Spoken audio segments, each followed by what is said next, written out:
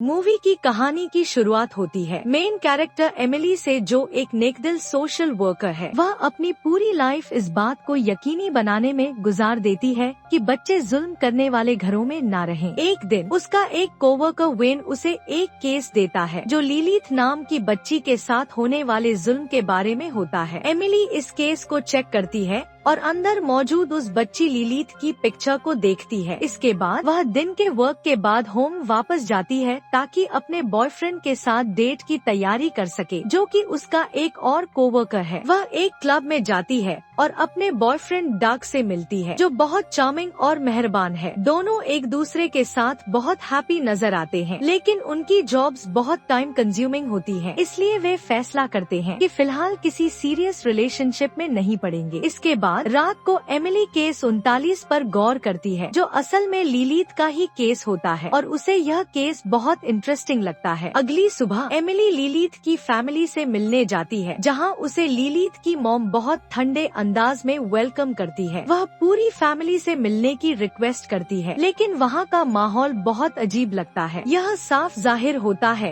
कि कुछ न कुछ गड़बड़ जरूर है, क्योंकि लिलीथ का डैड एमिली से एक वर्ड भी कहने से इनकार कर देता है। ज्यादातर टाइम वे सब एक दूसरे को अजीब नजरों से घूरते रहते हैं। फिर लिलीथ की मॉम कहती है कि उनकी फैमिली में कोई प्रॉब्लम नहीं है। जब एमिली उस दिन ऑफिस वापस आती है तो वह वेन से कहती है कि उसे यकीन है कि लिलीथ के साथ जुल्म हो रहा है, क्योंकि उसके पेरेंट्स के साथ कुछ न कुछ बहुत गलत लग रहा है। इसलिए वह वेन को कॉन्विंस करती है कि वह उस फैमिली को ऑफिस बुलाए। जब वे फैमिली वहां पहुंचती है तो किसी वजह से लिलीथ का डैड अचानक बहुत अच्छे से टॉक करने लगता है। वह एमिली और वेन को यह यकीन दिलाने की ट्राई करता है कि उनकी फैमिली में सब कुछ ठीक है, लेकिन उसकी टॉक्स के बावजूद एमिली को अभी भी यकीन होता है कि कुछ न कुछ गड़बड़ जरूर है। आखिर में वह लिलीथ के पास जाती है और उससे अकेले में टॉक करने की ट्राई करती है। थोड़ी एफर्ट के बाद लिलीथ बताती है कि उसके पेरेंट्स उससे नफरत करते हैं। वह यह भी बताती है कि उसके पेरेंट्स चाहते हैं कि वह हेल में चली जाए। यह सुनकर एमिली और ज्यादा परेशान हो जाती है। फिर वह लिलीथ को वेन के पास ले जाती है और बच्ची से कहती है कि वह एक ऑफिशियल स्टेटमेंट दे कि उसके पेरेंट्स ने उसके साथ क्या किया है। लेकिन इस बार लिलीथ साइलेंट रहती है, क्योंकि वह अपने डैड से डरती है। बच्ची पर ज्यादती के कोई मजबूत प्रूफ न होने की वजह से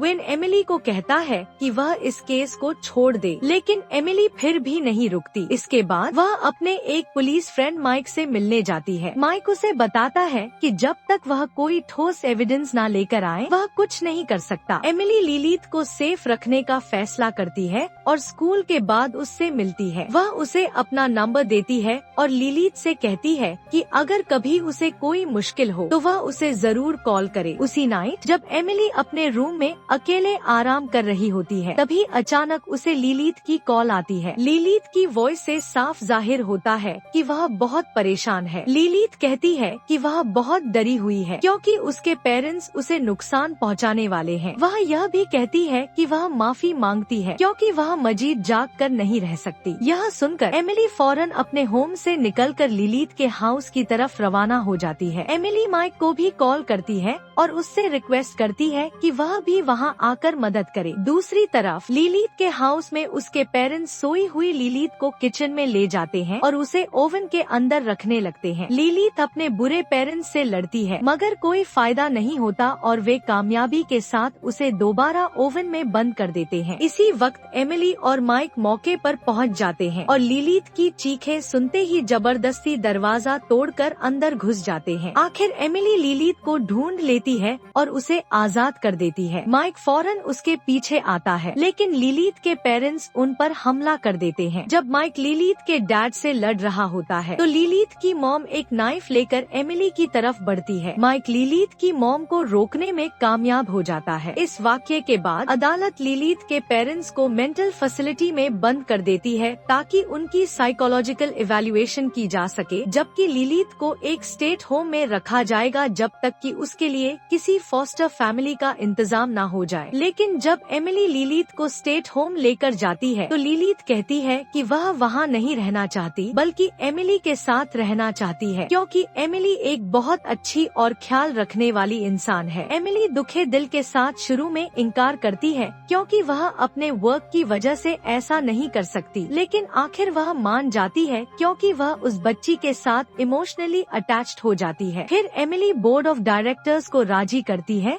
कि लिलीथ को उसके साथ रहने की परमिशन दी जाए और वह इसमें कामयाब हो जाती है। इसके बाद एमिली वापस आकर लिलीथ से मिलती है और उसे बताती है कि उनके लिए अच्छी न्यूज है और अब वह उसके साथ रह सकती है। फिर वह लिलीथ को अपने होम ले जाती है और उसे होम का छोटा सा टूर कराती है। वह लिलीथ को अलग रूम देती है और उसे बताती है कि वह अकेली रहती है। अगले सीन में एमिली लिलीथ के पुराने हाउस जाती है ताकि कुछ जरूरी चीजें उठा सके। वहाँ एमिली फ्लोर पर स्क्रैचेस के मार्क्स देखती है और पेरेंट्स के बेडरूम के दरवाजे पर कई पैडलॉक्स भी देखती है। इसका मतलब यह है कि किसी वजह से लिलीथ के पेरेंट्स हर रात अपने रूम में खुद को बंद कर लेते थे। फिर एमिली वर्क पर चली जाती है और देखती है कि लिलीथ उन बच्चों के ग्रुप थेरेपी सेशन में बैठी है जो मुश्किल फैमिली सिचुएशंस का सामना कर रहे हैं। यहाँ एक बच्चा डिएगो अपनी स्टोरी शेयर करता है कि उसे स्कूल में इसलिए बुली किया जाता है क्योंकि उसके पेरेंट्स के दरमियान मैरिज इश्यूज हैं। अगले दिन एमिली को वेन का मैसेज आता है जो गमगीन लहजे में उसे बताता है कि डिएगो ने कल रात अपने पेरेंट्स को मर्डर कर दिया है। एमिली फौरन क्राइम सीन पर पहुंचती है और बेड पर ब्लड स्प्लैटर्स देखती है। उसका फ्रेंड माइक भी वहां मौजूद होता है। वह एमिली को एक अजीब बात बताता है कि डिएगो वॉल्स पर चढ़ रहा था और उसे कंट्रोल करने के लिए 3 मैन की जरूरत पड़ी। एमिली को यकीन नहीं आता कि वह क्या सुन रही है, क्योंकि उसे लगता है कि एक 10 साल का बच्चा ऐसा कुछ नहीं कर सकता। यह वाकया एमिली को अंदर तक झंझोड़ देता है, मगर खुशकिस्मती से डाग वहाँ होता है जो उसे तसल्ली देता है। बाद में जब एमिली होम वापस आती है तो वह देखती है कि लिलीथ ने उसकी फैमिली पिक्चर्स देखी हैं। इस पर एमिली अपने पास्ट के बारे में बताती है कि जब वह छोटी थी तो एक कार एक्सीडेंट में उसकी मॉम की डेथ हो गई थी। इसी दौरान एमिली लिलीथ से कहती है कि वह दोबारा उसकी पर्सनल बिलोंगिंग्स को ना देखे क्योंकि यह एक बुरी हैबिट है। अगले दिन एमिली पुलिस ऑफिसर माइक के साथ लंच के लिए जाती है। यहाँ माइक एमिली को बताता है कि जब डिएगो ने अपने पेरेंट्स को मर्डर किया तो उससे पहले उसे एक कॉल आई थी जो एमिली के घर से आई थी। यह बात एमिली को बहुत हैरान कर देती है क्योंकि वह कसम खाती है कि उसने उस रात डिएगो के घर कॉल नहीं की थी। माइक को शक होता है कि शायद लिलीथ ने ही डिएगो को कॉल की हो। इसके बाद वो दोनों एमिली के घर जाते हैं ताकि लिलीथ से पूछताछ कर सकें, लेकिन लिलीथ कहती है कि उसने उस रात डिएगो को कॉल नहीं की। जाने से पहले माइक एमिली से कहता है कि उसे यकीन है कि लिलीथ झूठ बोल रही है। अगले दिन एमिली फैसला करती है कि वह डिएगो से मिलेगी और पूछेगी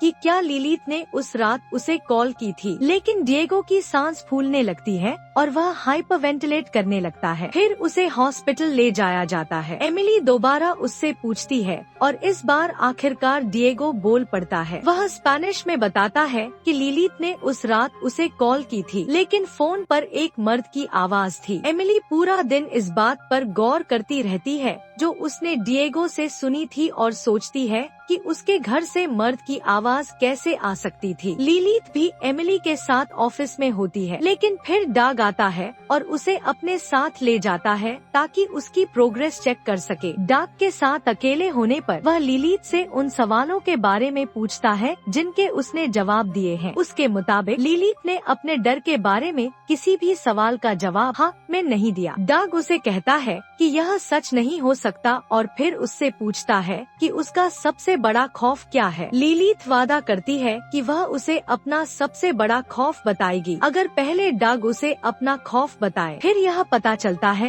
कि डाग को हॉर्नेट्स यानी मक्खियों से डर लगता है। अचानक लिलीथ मशकूर अंदाज में बात करने लगती है और कहती है कि वह सिर्फ खुद से डरती है क्योंकि उसे कुछ लोगों के बारे में बुरे ख्यालात आते हैं जिनमें डग भी शामिल है। फिर वह उसे धमकी देती है कि उसे आने वाली मुसीबत से डरना चाहिए। सेशन के बाद डग काम कांपने लगता है और एमिली को बताता है कि बच्चों से बात करते हुए उसने कभी इतनी शिद्दत से खुद को खतरे में महसूस नहीं किया। उस रात लिलीथ के साथ डिनर के दौरान एमिली महसूस करती है कि लिलीथ में कुछ तो गड़बड़ है। अब उसी रात डग का लैंडलाइन फोन बजता है और जब वह फोन उठाता है तो उसे कॉल से एक अजीब आवाज सुनाई देती है। इसके बाद डग को अपने कान में भनभनाने की आवाज आना शुरू हो जाती है, जिस पर वह एक क्यूटिप इस्तेमाल करके कुछ निकालने की कोशिश करता है। फिर वह अपने कान में एक हॉर्नेट यानी मक्खी देखता है। खौफ के मारे वह उसे टॉयलेट में बहा देता है, मगर इसके बाद उसके कान से और हॉर्नेट्स निकलना शुरू हो जाते हैं। डग खुद को बचाने की कोशिश करता है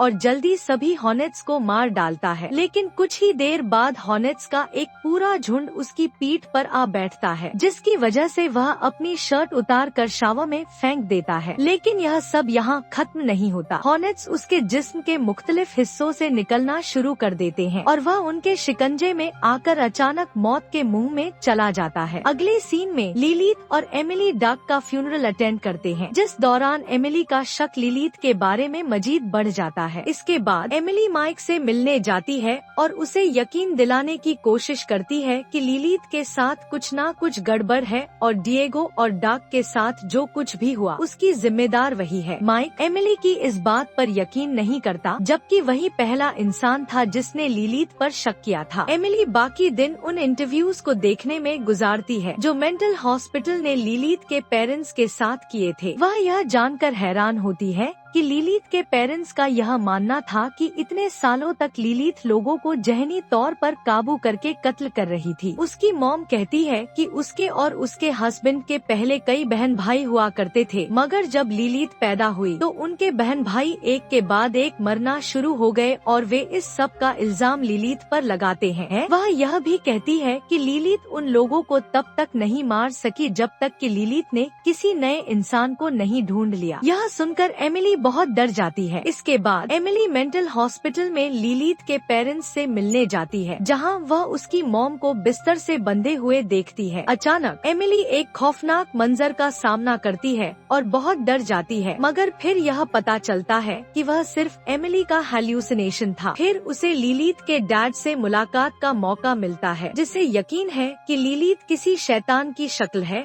और वह एमिली जैसे नर्म दिल लोगों का खून पीती है। वह एमिली को बताता है कि लिलीथ उसकी बेटी नहीं है, बल्कि किसी पुराने जिन या शैतान की रूह है। वह उसे यह वार्निंग भी देता है कि लिलीथ उसके सबसे बड़े खौफ का इस्तेमाल करके उसे नुकसान पहुंचाने वाली है। खौफ के मारे एमिली लिलीथ को अपनी कस्टडी से निकालने की कोशिश करती है, लेकिन इस वक्त वह ऐसा नहीं कर पाती। फिर वह लिलीथ से मिलने जाती है जब वह अपने ग्रुप थेरेपी सेशन में होती है। जब वह देखती है कि लिलीथ दूसरी बच्ची के कान में कुछ बोल रही है तो वह उसे जबरदस्ती खींचकर दूर कर देती है, क्योंकि उसे डर होता है कि लिलीथ किसी और को नुकसान पहुंचा सकती है। वह उसे कहती है कि अब वह ग्रुप थेरेपी सेशन में नहीं जाएगी। यह बात लिलीथ को बहुत गुस्सा दिलाती है और ऐसा लगता है कि वह जानबूझकर लिफ्ट को नीचे के फ्लोर पर फेंक रही है। लेकिन फिर यह पता चलता है कि यह सिर्फ एमिली का एक और हैल्यूसिनेशन था। एमिली अब पूरे यकीन के साथ यह मान लेती है कि लिलीथ एक शैतान है। वह दोबारा माइक से इस बारे में बात करने की कोशिश करती है, लेकिन वह अब भी उस पर यकीन नहीं करता। उस रात एमिली अपने बेडरूम के दरवाजे पर कई लॉक्स लगाने की कोशिश करती है, लेकिन जैसे ही वह दरवाजा बंद करती है वह देखती है कि लिलीथ दरवाजे के बाहर भूत की तरह खड़ी है। अगले दिन एमिली काम पर होती है जब उसे एक क्लाइंट का फोन आता है। अपने नरम लहजे की बजाय एमिली उस कॉलर पर चिल्लाने लगती है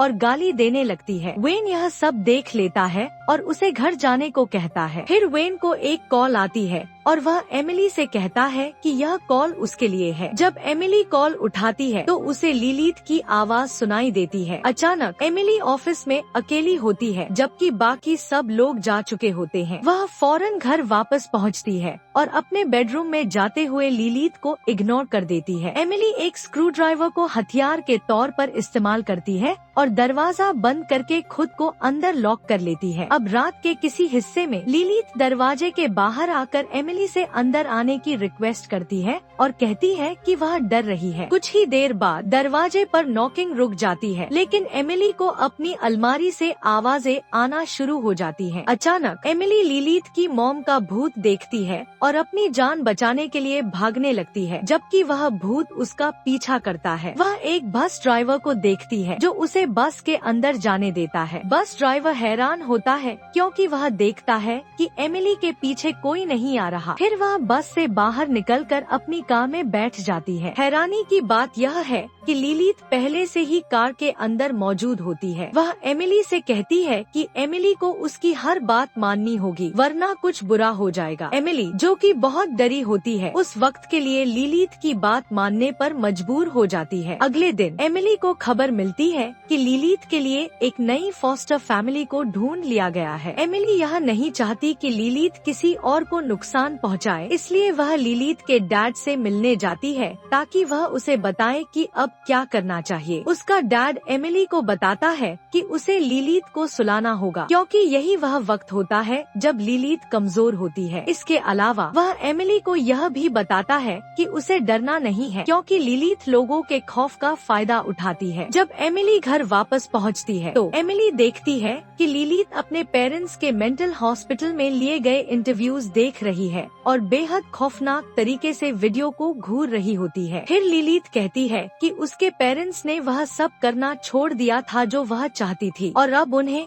इसकी कीमत चुकानी पड़ेगी। दूसरी तरफ मेंटल हॉस्पिटल में लिलीथ की मॉम खुद को एक बड़े ओवन के अंदर देखती है और अचानक जलकर मर जाती है। वहीं लिलीथ का डैड गुस्से में आकर बेकाबू हो जाता है और एक पेशेंट को मार देता है। गलती से अपनी ही आंख में कांटा मारकर वह खुद की भी हत्या कर देता है। लिलीथ के पेरेंट्स की मौत की खबर सुनने के बाद एमिली दोबारा माइक से मिलने जाती है और इस बार माइक उसकी बातों पर यकीन कर लेता है। माइक उसे उस कॉल की रिकॉर्डिंग दिखाता है जो लिलीथ ने डाक को मरने से पहले की थी। उस रिकॉर्डिंग में लिलीथ की आवाज धीरे धीरे एक मर्द की डरावनी आवाज में बदल जाती है। अब एमिली को यकीन हो जाता है कि लिलीथ को मारने के सिवा और कोई रास्ता नहीं बचा। माइक उसकी मदद करने के लिए तैयार हो जाता है, लेकिन उसी रात माइक की कार पर अचानक एक खौफनाक डॉग हमला कर देता है। माइक उसे शॉटगन से गोली मारता है, लेकिन इस दौरान वह खुद भी मारा जाता है। गुस्से में एमिली लिलीथ के पास जाती है और टीवी गिरा देती है। वह उस पर चिल्लाकर कहती है कि वह उसके घर से बाहर निकल जाए, लेकिन तभी लिलीथ की आवाज एक मर्द की तरह गूंजती है और वह अपनी असली शैतानी शक्ल दिखाती है। डर के मारे एमिली अपने बेडरूम में भागकर डोर बंद कर लेती है, लेकिन लिलीथ डोर तोड़ने लगती है। एमिली खुद को बचाने के लिए बेड के नीचे छुप जाती है, लेकिन लिलीथ धीरे धीरे क्रॉल करते हुए उसके पास आ जाती है। उसकी आवाज बार बार छोटी लड़की और मर्द के बीच बदलती रहती है। फिर वह एमिली से कहती है कि वह सिर्फ इतना चाहती है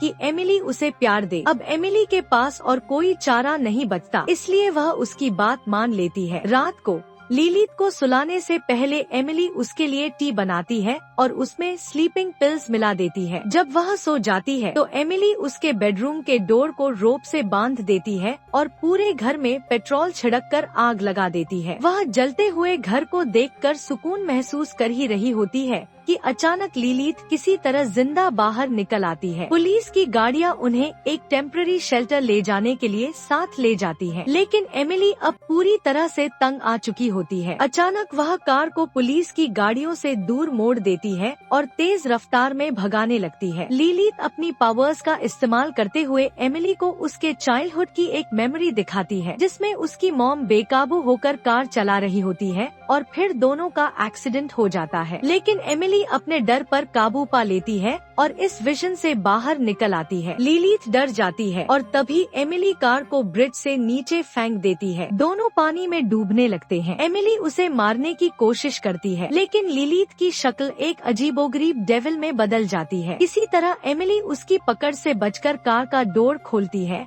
और पानी की सरफेस तक तैरकर पहुंच जाती है। वह बाहर आकर पानी को घूरती है और देखती है कि लिलीथ डूबकर मर चुकी है। एमिली को आखिरकार सुकून मिलता है और यही मूवी की कहानी खत्म हो जाती है।